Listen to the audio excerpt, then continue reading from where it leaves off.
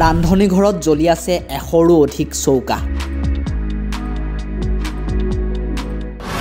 20,000 ভক্তই একেলগে গ্ৰহণ কৰিছে আহাৰ। 12 চহৰীয়া ভাওনা মহোৎসৱ আজি তৃতীয়টো দিন। জামগুৰিহাটৰ ঐতিহ্যমণ্ডিত 12 চহৰীয়া ভাওনা মহোৎসৱৰ আজি তৃতীয়টো দিন। ভাওনা মহোৎসৱত সমাগত হৈছে হাজাৰ হাজাৰ লোক। অসমৰ বিভিন্ন প্ৰান্তৰ পৰা অহা লোকসকলক পকামুৰা পথাৰত তিনিটাকৈ বিশাল ভোজনালয়ত আপ্যায়িত কৰা হৈছে। প্ৰতিদিনে 20,000 লোকক ভাওনা উদযাপন সমিতিৰ ফালৰ পৰা আহাৰ যোগান ধৰা হৈছে।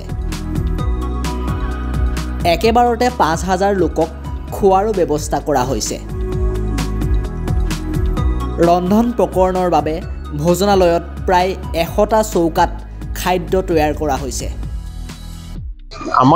আমি ভোজন কক্ষত 81টা চৌকাৰে দৈনিক আমি 20,000 ভকতক ভাত খুৱাব পৰাকৈ বা আহাৰ নিৰ্মাণ কৰিব পৰাকৈ আমাৰ সম্পূৰ্ণ ৰান্ধনীসকল ব্যস্ত হৈ আছে। ইয়াৰ উপৰিও আমাৰ যি আহাৰ প্ৰস্তুত হৈছে আমি দৈনিক 20,000 ভকতক আমি আপ্যায়ন কৰিছোঁ আৰু প্ৰতিটো বেষ্টত আমি 5,000 5,500 ভকতক আমি আপ্যায়ন কৰি আছোঁ। এই আপ্যায়নৰ ক্ষেত্ৰত আমাৰ ভোজনালয় উপসমিতিৰ সদস্যসকল, স্বেচ্ছাসেৱক বাহিনী আৰু বিভিন্ন উপসমিতিৰ সদস্যসকলে আমাক সহায় কৰিছে যাতে দূৰ দূৰণিৰ পৰা অহা ভকতসকলে আৰু বাৰেচৰীয়া চাবলৈ অহা যিসকল ৰাইজ সেইসকলে যাতে এমুঠি তৃপ্তিপূৰ্ণভাৱে আহাৰ গ্ৰহণ কৰিব পাৰে তাৰ কাৰণে আমি ভোজনালয় উপসমিতিৰ পৰা সম্পূৰ্ণ প্ৰস্তুতিৰে আমি ভকত শুশ্ৰূষাত ব্যস্ত হৈ আছোঁ। আৰু অহাকালিলৈ আমাৰ এটা বৃহৎ কাৰ্যসূচী আছে। আজি ৰাতিলৈ ভাওনা আছে, অহাকালিলৈ সাংস্কৃতিক সমাৰোহতো তদনুৰূপ আমি ভকত শুশ্ৰূষাত আমি ব্যস্ত থাকিম। আমি বাৰেচৰীয়া ৰাইজৰ হৈ দূৰ দূৰণি ভকতসকলক সম্পূৰ্ণ আপ্যায়ন কৰা সম্পূৰ্ণ বাস্তৱসন্মত ব্যৱস্থাৰে যাতে ভকতসকলে দুখ নোপোৱাকৈ আমি সম্পূৰ্ণ দিহা কৰিছোঁ।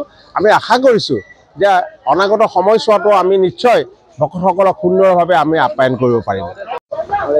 আমাৰ বাৰেচৰীয়া উদযাপন সমিতিৰ সন্মানীয় সভাপতি পদ্মা হাজৰিকাদেৱে আমাৰ ভোজন কক্ষত সঘনাই তেওঁ পদাৰ্পণ কৰিছে আৰু নিৰীক্ষণ কৰিছে আৰু কোনো বস্তু যাতে অভাৱত আমাৰ ভকতসকলক আমি আপ্যায়ন কৰিব নলগাকৈ থাকিব নালাগে তাৰ কাৰণে সম্পূৰ্ণ দিহা কৰি সেই নিৰ্দেশ মতে আমাৰ খাদ্য কমিটিয়ে আমাক যোগান ধৰিছে আৰু তেখেতে সম্পূৰ্ণভাৱে তদাৰক কৰি আমাৰ কৰ্মীসকলক উৎসাহিত কৰিছে আৰু কমিটিখনক যথেষ্ট দ্ৰুতগতিৰে ৰাইজৰ সেৱা কৰিবলৈ তেখেতে উদগনি যোগাইছে। এই ক্ষেত্ৰত সন্মানীয় আমাৰ বিধায়ক তথা বাৰেচৰীয়া উদযাপন সমিতিৰ সভাপতিগৰাকীক আমি ভোজনালয় উপসমিতিৰ তৰফৰ পৰা আন্তৰিক ধন্যবাদ আৰু কৃতজ্ঞতা জ্ঞাপন কৰিছোঁ। জামুগুৰিহাটৰ পৰা প্ৰাঞ্জল বৰুৱাৰ ৰিপৰ্ট, টাইম 8।